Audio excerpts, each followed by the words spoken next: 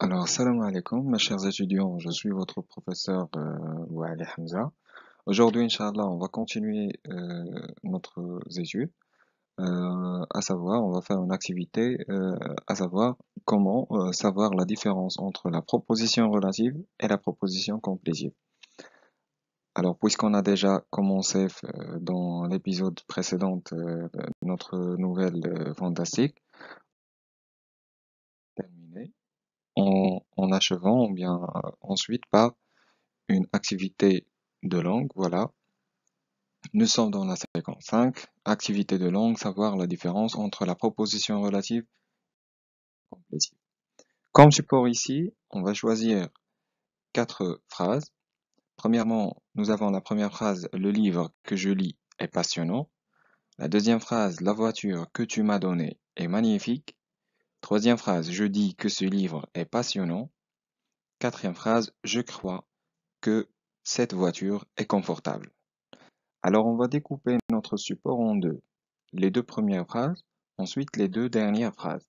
Et on doit savoir, comme vous savez bien, on sait bien que déjà toutes les phrases ici sont des phrases complexes. Alors, ils se découpent en proposition principale et la proposition subordonnée. Aujourd'hui, notre objectif, c'est de savoir distinguer entre la proposition subordonnée relative et la complétive, puisqu'ils sont introduits les deux par un que. Alors, on doit savoir la différence entre le que de la relative et le que de la complétive.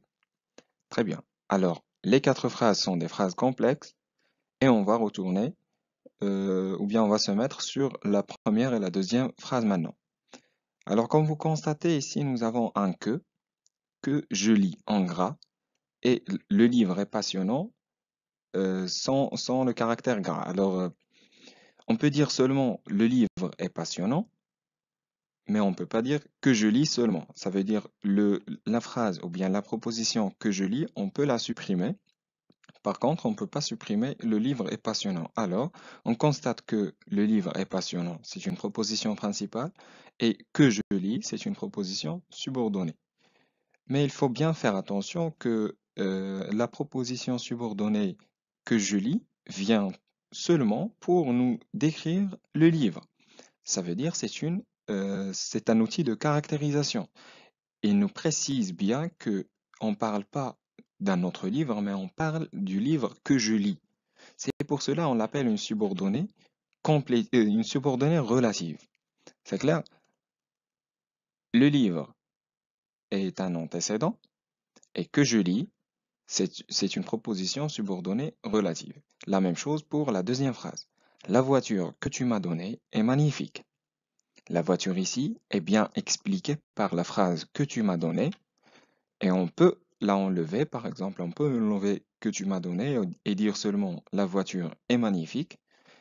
C'est pour cela on nomme la voiture est magnifique une proposition principale et que tu m'as donné une proposition subordonnée. Alors voilà, les deux noms, et je souligne bien que ce sont des noms, le livre et la voiture, ce sont des noms, on les appelle des antécédents parce qu'on parle ici d'une proposition subordonnée relative. Elle vient toujours pour nous expliquer ou bien pour nous décrire des noms, et c'est pour cela on les appelle des antécédents. Alors voilà, et finalement on appelle les deux propositions subordonnées relatives. Alors comme récapitulation, on dit, on parle toujours d'une proposition subordonnée, toujours dans une phrase complexe. Deuxièmement, je dis qu'une phrase ou bien une proposition subordonnée relative vient toujours pour expliquer ou bien pour décrire un nom qu'on appelle un antécédent. Et troisièmement, elle est effaçable. Ça veut dire on peut la enlever de la phrase complexe et laisser le sens correct. Alors voilà, ça c'est concernant le premier type, ça veut dire la proposition subordonnée relative. Passons maintenant à la troisième et la quatrième phrase. Je dis que ce livre est passionnant. Nous avons la même chose, le même que dans dans la troisième et la quatrième phrase. Mais ici, est-ce qu'on a un nom avant? On a un verbe. Dans la première phrase, je dis que ce livre est passionnant. Nous avons le verbe dire avant le que. et je crois que cette voiture est confortable, nous avons croire, le verbe croire avant le que. Et ici, si on peut essayer par exemple d'enlever que ce livre est passionnant et la même chose que cette voiture est confortable, on va laisser seulement je dis ou bien je crois. Le sens est incomplet. Le sens n'est pas terminé. On ne peut pas comprendre la phrase. Je dis, on a besoin de quelque chose après un verbe. Et je vais poser la question je dis quoi ou bien je crois quoi. Toujours, on sait bien qu'on pose la question quoi pour avoir ou bien pour répondre par un COD, un complément d'objet direct. Alors, je dis quoi? Que ce livre est passionnant. Je crois quoi? Que cette voiture est confortable. C'est pour cela on va constater que ce livre est passionnant. C'est une phrase qui vient pour terminer le sens ou bien pour compléter le verbe, compléter le sens du verbe. Je dis quoi? Que ce livre est passionnant ou bien je crois quoi? Que cette voiture est confortable. On termine. Alors voilà, nous avons les deux verbes. Ce n'est pas la même chose que les premières phrases. Nous avons deux noms. Deuxièmement, on va segmenter notre proposition. Et troisièmement, bien sûr que ce livre est passionnant et que cette voiture est confortable. Elle joue le rôle d'un COD, il joue le rôle d'un complément d'objet direct, parce qu'on a déjà posé la question quoi pour avoir la réponse. Voilà, répond à la question quoi et joue le rôle d'un COD. C'est pour cela on va les appeler les deux. Les deux propositions, ça veut dire du que jusqu'à passionnant et du que jusqu'à confortable, des propositions subordonnées complétives. Si vous découpez le mot, ou bien complétive, vous avez complète. Alors, c'est pour cela on les appelle complétives. Ils viennent pour compléter le verbe. Alors, comme récapitulation, premièrement, pour la proposition subordonnée relative, elle vient premièrement pour décrire un nom qu'on appelle un antécédent. Deuxièmement, elle peut être retirée. Troisièmement, elle peut être retirée. Troisièmement, voilà, il décrit le mot. Il est parmi les caractérisants, les outils de caractérisation. Alors, pour la troisième et la quatrième phrase, la proposition subordonnée complétive, elle vient pour compléter un verbe. Deuxièmement, elle joue le rôle d'un complément d'objet direct. Et troisièmement, on ne peut pas la enlever parce que c'est une subordonnée complétive. Passons maintenant à un tableau ici où on va essayer de faire le résumé de la leçon. Vous avez les deux phrases, le livre que j'ai lu est passionnant et je dis que le livre est passionnant. On constate bien que la première phrase contient une proposition subordonnée relative et la deuxième contient une proposition subordonnée complétive ou bien une proposition complétive. Alors on va poser des questions. Que se rattache à? Nous avons dans la première le que se rattache à un nom et la deuxième le que se rattache à un verbe. Est-ce que remplace un antécédent dans la première phrase? Oui, c'est le livre. Dans la deuxième phrase, non, il n'y existe pas. La nature de ce que, dans la première phrase, on va l'appeler pronom relatif parce qu'on parle d'une proposition subordonnée relative. Dans la deuxième phrase, conjonction de subordination parce qu'on n'a pas une proposition subordonnée relative, mais on va l'appeler conjonction de subordination. Dans la première phrase, le que introduit une proposition subordonnée relative, et dans la deuxième phrase, le que introduit une proposition complétive COD du verbe principal. À retenir. Alors, lorsque le que est un pronom relatif, on peut le remplacer par un nom, ça veut dire l'antécédent. Il se rattache à un nom et introduit une proposition subordonnée relative, qui fait partie du groupe nominal et est complément de l'antécédent. Voilà, alors c'est ça ce qu'on vient d'expliquer. Le que peut prendre la place d'un antécédent, ça veut dire il vient pour remplacer l'antécédent. Déjà, quand on dit remplacer, ça veut dire éviter la répétition. Parce que déjà, par exemple, dans la première phrase, la voiture que tu m'as donnée et par exemple, le livre que j'ai lu est passionnant. Pour ne pas dire le livre est passionnant, c'est le livre que j'ai lu. Ou bien ce livre. Le livre est passionnant, ce livre. Pour ne pas répéter le mot le livre, on met un que. qui remplace l'antécédent. Le livre que j'ai lu est passionnant. Lorsque que est une conjonction de subordination, ça veut dire le deuxième cas, on ne peut pas le remplacer car il se rattache au verbe et introduit une proposition subordonnée conjonctive, ça veut dire la complétive, qui fait partie du groupe verbal et est COD du verbe. Alors voilà, ça c'est une règle à retenir. La définition des que, pour ne pas les confondre.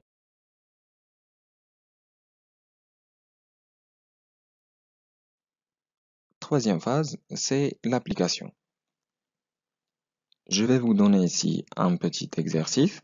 Soulignez les subordonnées introduites par que et dites si elles sont relatives ou complétives.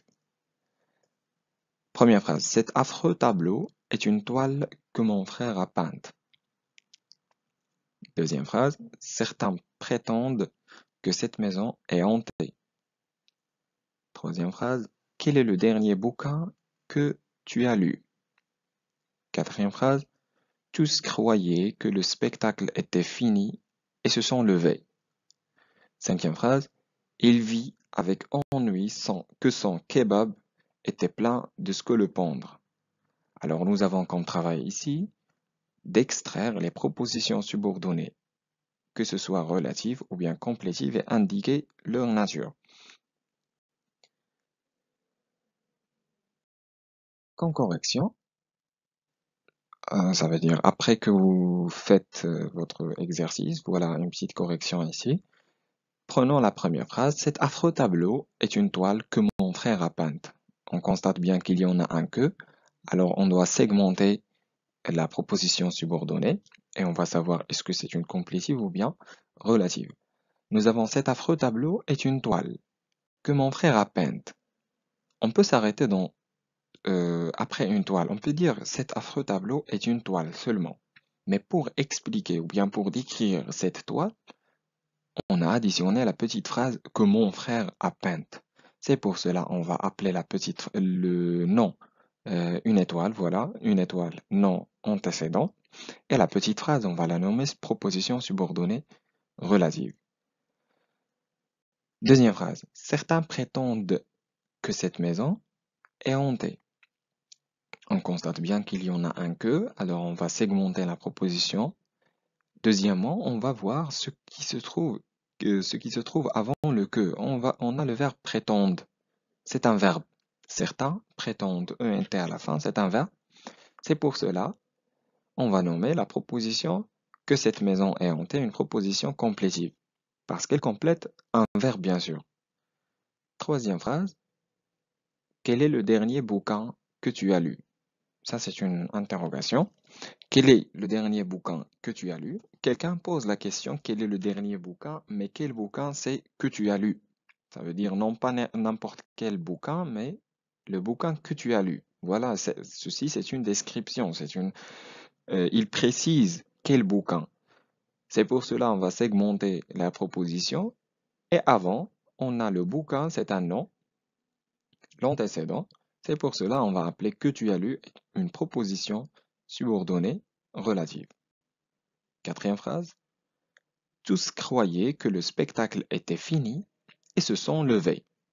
Ici, dans cette phrase ici, on doit faire bien attention parce que nous avons que le spectacle est fini.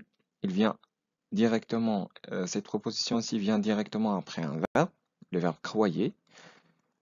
Alors, c'est pour cela, bien sûr, que le spectacle était fini. C'est une proposition subordonnée. C'est une proposition complétive parce qu'il complète un verbe et joue le rôle d'un COD. Mais et se sont levés, ce n'est pas une proposition complétive. C'est une proposition, j'espère que vous avez déjà vu ça, mais c'est une proposition coordonnée parce qu'elle est introduite par une conjonction de coordination. Alors, elle n'est pas parmi la proposition complétive. La proposition complétive ici, c'est seulement que le spectacle était fini. Après, nous avons conjonction de coordination, c'est pour cela qu'on va appeler la troisième une proposition coordonnée. Cinquième phrase. Elle vit avec ennui que son kebab était plein de scolopendres. Alors ici, nous avons le que, que son kebab était plein de scolopendres, très bien. Mais avec ennui, c'est une façon, c'est une manière. Elle vit comment? Avec ennui. Ici, c'est un complément circonstanciel de manière, mais avant, on a un verbe. Elle vit. On peut enlever le CCM et dire elle vit que son kebab était plein de scolopendres. Ça veut dire ici, nous n'avons pas une proposition subordonnée relative, mais on a une complétive, parce qu'elle complète le verbe. Avec ennui, c'est seulement un complément circonstanciel de manière. La façon avec laquelle il voit. Elle voit. Elle vit comment? Avec ennui. Quoi? Que son kebab était plein de scolopendres. Alors, vit, c'est le verbe.